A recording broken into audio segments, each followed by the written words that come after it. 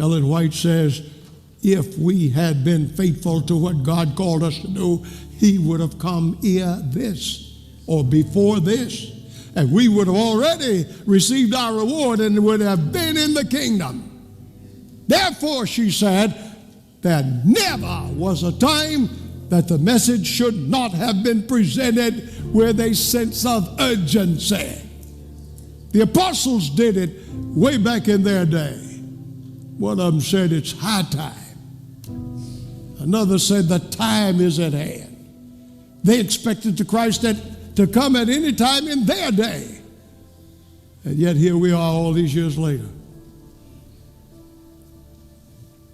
2 weeks before I was to enter pre-dentistry with 3 of my best friends, 2 weeks, I am sitting in a meeting and everybody's gone except me. The reason I didn't leave, had I gone home for dinner, living out in the country, I couldn't have gotten back. So I'm sitting there by myself when the Lord called me by my first name. He's only done that twice. The other time was when he told me to choose my wife. That's the one, Charles. But he called me by my first name and he said, this is what I want you to do, and I will help you. We landed at college. Here's a whole new crowd of freshman would-be preachers. World War II had shortly ended, and then we were in war with Korea, and it seemed like the end would come. And because World War II had ended with an atomic explosion, the newspapers and the media were nearly driving us crazy. They had a thing that I saw on several. It showed a clock at 2 minutes to midnight, and it was entitled Minutes to Midnight. This thing is about to happen. So we were walking around wondering, why are we here? Why would the Lord call us here and we got to study 4 years before getting out? Maybe we ought to just leave school and do the best we can, warn whom we can. I thank God there was a wise professor there, Dr. Netelka Borel.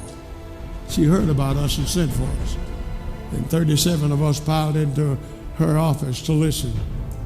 And she was just so calm and so self-assured and so full of faith.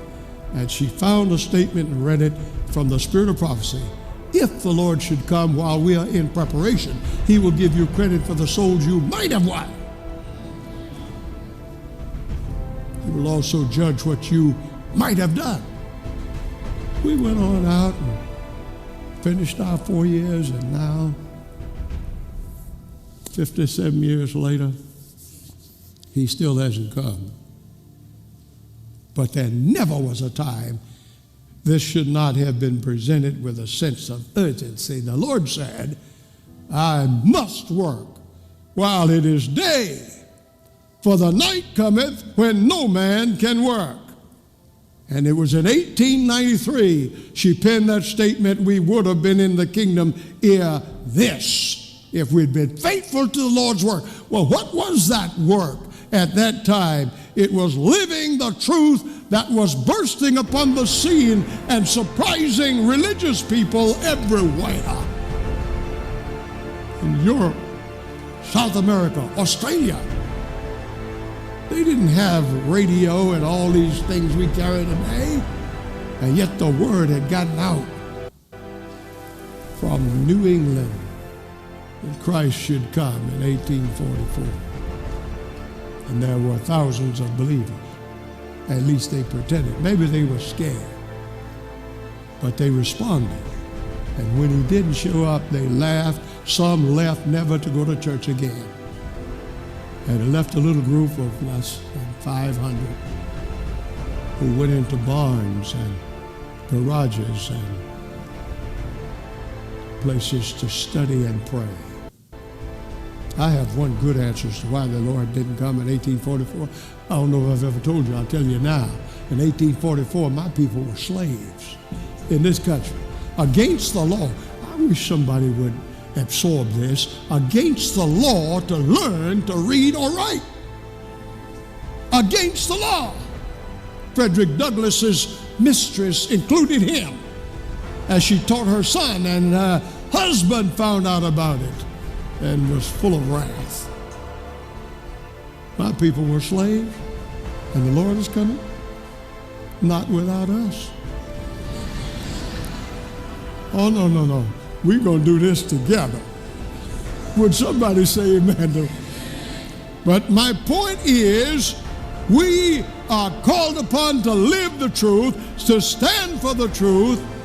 We got people focusing on jobs they can't have and not loving the jobs they do have, when our basic responsibility in working for the Master is spreading the truth and making it clear. And where do you start? You start at home with your own children.